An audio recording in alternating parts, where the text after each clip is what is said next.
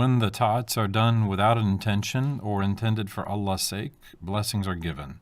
When one does a ta'at, it will be accepted whether one knows or not that one is doing it for Allah's sake. If a person does a ta'at knowing that he does it for Allah's sake, it is called qurbat.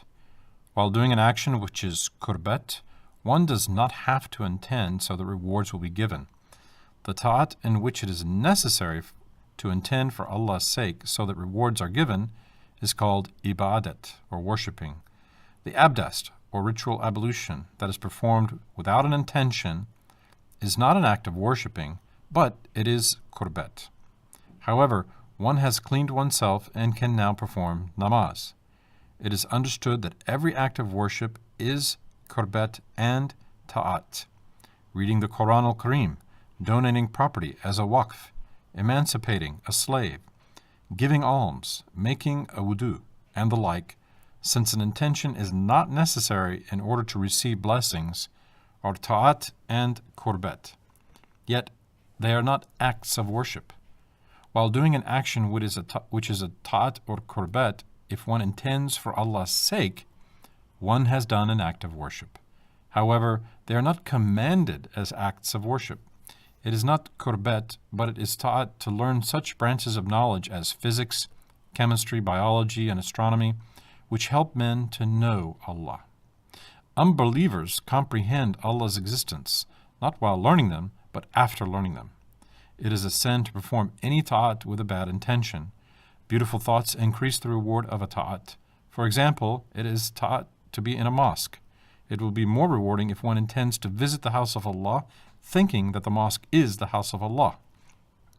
Also, if one intends to wait for the next prayer or stays inside the mosque to prevent one's eyes and ears from committing sins, or goes into seclusion to think about the next world, or to mention Allah's name in a mosque, or perform amri ma'ruf and nahi anil munkar, by teaching people about Allah's commands and prohibitions, or to listen to preachers, or to strive to feel embarrassment before Allah Ta'ala, one will receive different rewards for each act, depending on one's intention.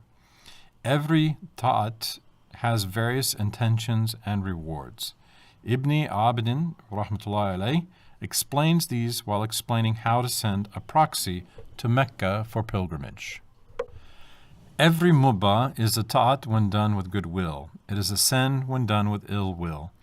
If a person uses perfumes, dresses well and smartly in order to enjoy worldly benefits, to make a show, to boast, to cherish himself, or to hunt girls and women, he will be sinful. He won't be tormented for his intention to enjoy worldly advantages, yet it will cause the blessings of the next world to decrease. He will be tormented, however, for his other intentions.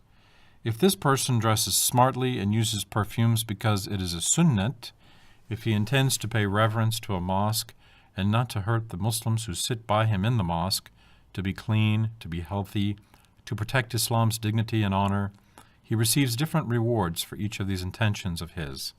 Some scholars say that one shouldn't forget to make an intention for every mubah action, even before eating, drinking, sleeping, and going to the water closet.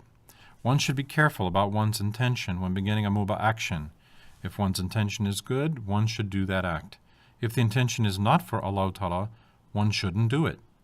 It is declared in a Hadith Sharif, Allah Ta'ala does not look at your beautiful faces or possessions.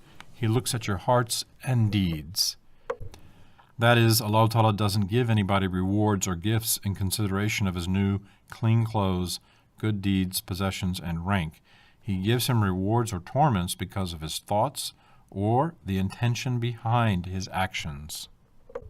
Then the thing which is of the highest necessity, which is the most important fard for every Muslim, is to learn Iman, the fards and the harams. There is no Islam unless these are learned. Iman cannot be maintained, the debts to Allah Ta'ala and human beings cannot be paid, intentions and morals cannot be corrected and purified unless the basic principles of Islam are learned. Unless correctly intended, no fard will be accepted. It was declared in a hadith in Ad-Dur al-Mukhtar, learning or teaching knowledge for 1 hour is more blessed than worshipping until morning. The author of the book, Hadrat al-Quds.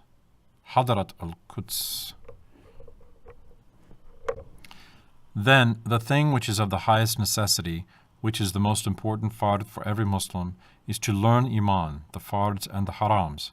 There is no Islam unless these are learned. Iman cannot be maintained, the debts of Allah and to human beings cannot be paid, intentions and morals cannot be corrected and purified unless the basic principles of Islam are learned. Unless correctly intended, no fard will be accepted. It was declared in a hadith in Ad-Dur al-Mukhtar, learning or teaching knowledge for 1 hour is more blessed than worshipping until morning. The author of the book Hadrat al-Quds states on the 99th page, I studied the books Bukhari, Mishkat, Hidayah, and Shari Muwaqif under Imam Rabbani's supervision. He would encourage young people to acquire knowledge. Knowledge first and tasawwuf next, he would say. Noticing my shirking from knowledge and taking pleasure from tariqat, he pitied me and advised me, read books, acquire knowledge. An ignorant man of tasawwuf will be a plaything in the hands of the devil. That is, he will fall into disesteem. It is called ibadat, worship, to do the fards and sunnats and to avoid the harams and makruhs. That is, to observe the rules of Islam in order to attain Allah Ta'ala's love and receive thawab, rewards. There is no worship without an intention. In other words, it is necessary first to have Iman and then to learn and observe the rules of Islam in order to follow Rasulullah, Hadrat Muhammad sallallahu alaihi wasallam. To have Iman means to begin following him, Rasulullah, and to enter through the door of happiness. Allah Ta'ala sent him to invite all the people of the world to happiness and declared in the 28th ayat of Surah As-Saba, O my beloved Prophet, sallallahu alaihi wasallam, I send you to humanity so that you should give the good news of the endless bliss to all the people in the world and to guide them along this way to happiness. For example, a short midday sleep of a person who adapts himself to him is much more valuable than spending many nights worshipping without following him. It was his honorable habit to perform Kaylula, that is, to sleep for a while before the noon. Also, not fasting on the feast day, but eating and drinking because his shariat commands it, is more valuable than years of fasting that doesn't exist in his shariat. A small amount given to the poor, according to his shariat, which is called zakat, is better than giving a pile of gold coins as big as a mountain with one's own wish. After performing a morning prayer in Jamaat, Hadrat Umar, the Amir al-Mu'mineen, looked at the Jamaat and seeing that one of the regulars was absent, he asked where he was. His companion said, he prays until morning at nights, maybe he fell asleep. The Amir al-Mu'mineen said, I wish he had slept all the night and performed the morning prayer in congregation. It would have been better. Those who have deviated from the Ahkam-i-Islamiyya blunt their nafs by subjecting themselves to inconveniences and by striving hard. Yet this is worthless and low because they don't do it compatibly with the Ahkam-i-Islamiyya. The benefit for these efforts of theirs, if there is any, consists in a few worldly advantages. Then, in fact, this world is worthless. Therefore, what could be the value of any part of it? These people are like dustmen. Dustmen work harder and become more tired than anybody else, but their wages are lower than anybody else's. As for those who adapt themselves to the Ahkam-i-Islamiyya, they are like jewelers who deal with fine jewels and precious diamonds. They do a little work, but their earnings are great. Sometimes an hour's work provides them 100,000 years' earning. The reason for this is that an action compatible with the Ahkam-i-Islamiyya is accepted and liked by Allah Ta'ala. He loves it. He declares in many places of the Quran al-Kareem that this is so.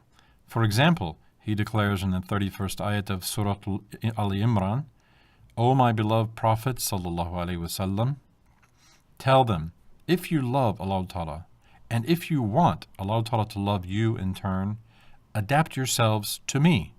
Allah Ta'ala loves those who adapt themselves to me. Allah Ta'ala does not like any of the things that are incompatible with the Ahkam-i-Islamiyya. Is it possible that rewards will be given for the things that are disliked? Maybe they will bring about punishment. Allah Ta'ala declares in the Quran al-Karim, in the 80th ayat of the Surah An-Nisa, that obedience to Hadrat Muhammad is obedience to him. Then, unless his messenger is obeyed, he will not be obeyed. In order to make it known that this is absolutely certain and clear, he declared in an ayat-i-karima, of course it is certainly so. Thus he gave no opportunity for some people who cannot think properly to see these two orders as obediences different from each other. Again, stating dissatisfaction with those who look on these two obediences as two different things, in the 150th and 151st ayats of Surah An-Nisa of the Quran al-Karim, Allah Ta'ala declares, the disbelievers want to differentiate Allah's commands from His Prophet's commands. They say they believe in certain parts, but not in others. They want to establish a new path between belief and disbelief. All of them are disbelievers. For all of them we have prepared hell with very bitter torments. Endless Bliss, First Fascicle, Chapter 3. Attaining endless bliss requires being a Muslim. To be a Muslim, no formality is necessary, such as going to a mufti or imam. It is stated in the 12th chapter of Maqamat-i-Mazhariya, it will be enough to say, I believe Allah Ta'ala and His Messenger, and all the messages He, the Prophet, brought from Allah Ta'ala. I love the friends of Allah Ta'ala and His Messenger, and hate their enemies. It is scholars' duty to prove every religious teaching with documents and to indicate the ayati karimas and hadithi sharifs that are its sources. Not every Muslim is encumbered with it. As is stated in Ibn Abidin's book, at the end of the chapter entitled The Disbeliever's Marriage, it is not a condition for an old man who becomes a Muslim to be circumcised at once. Some scholars say that it is even permissible not to circumcise him, since circumcision does not legitimize the exposing of one's private parts. It is written in the book Al-Hadika and Barika that old or unhealthy men who become Muslims will not be circumcised if they can't stand its pain. Dr. Najmuddin Arif Bey says in his book Ameli Jerahi, published in Istanbul, the Jews circumcise their boys when they are 7 days old, but Muslim boys are circumcised at any age.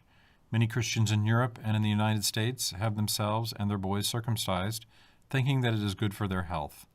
This is written also in the book Fan-i Hitan by Dr. Riza Nur Bey, who was a deputy of Sinop.